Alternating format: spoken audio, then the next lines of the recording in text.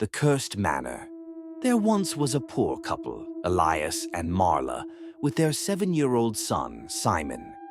Desperation led them to serve as domestic servants for the affluent Castellanos, a renowned and high-profile family residing in a grand yet ominous manor on the hill. From the very first day, Elias and Marla were treated no better than animals. The work never ended, scrubbing, cooking, polishing, and mending, yet they received only scraps of food. Their bodies weakened under the weight of unrelenting labor, their hands raw, their feet swollen. Sleep became a luxury, a mere 2 or 3 hours before being dragged into another merciless day. Simon, though young, was not spared. He was forced to fetch firewood, clean chimneys, and carry water for hours. His small frame trembled under the burden, but the Castellanos showed no sympathy.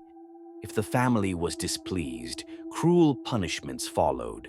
Lashes from a leather whip, cold meals withheld, and long nights locked in a dark closet. The couple's health deteriorated quickly. Fever burned their bodies, their bones ached, and their strength ebbed away.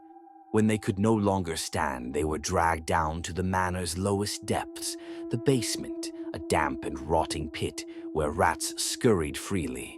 Locked in an iron cage, they lay helpless, their son wailing outside the bars.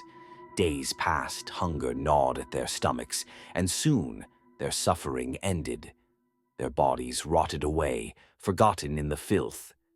But death was not the end. The Castellanos carried on with their lavish parties, laughter filling the halls, glasses clinking, music echoing through the grand estate. They felt no remorse. The scent of roasted meat and wine filled the air, while the souls of Elias, Marla, and Simon grew restless, their anguish birthing something unholy. It began at 6 p.m. each evening. The chandeliers flickered violently, shadows danced on the walls with no source, and whispers slithered through the corridors, voices of pain and torment. The air thickened, cold as a grave.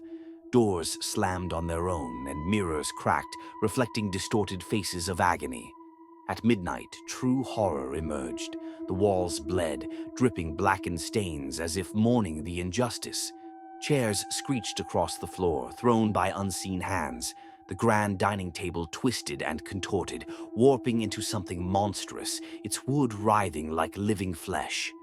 Portraits wept dark tears, their painted eyes following those who dared to stay. One by one, the Castellanos suffered.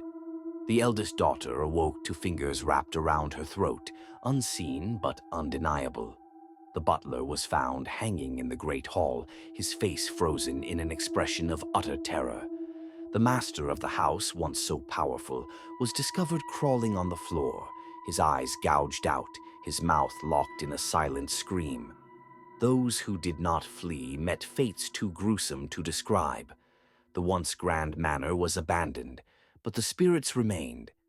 Now the question lingers: do you wish to step inside? Do you long to own a property where shadows move on their own, where whispers caress your ears in the dead of night, where the walls remember every drop of suffering? The manor is for sale, but be warned, this is not a home. It is a tomb, and the dead never rest.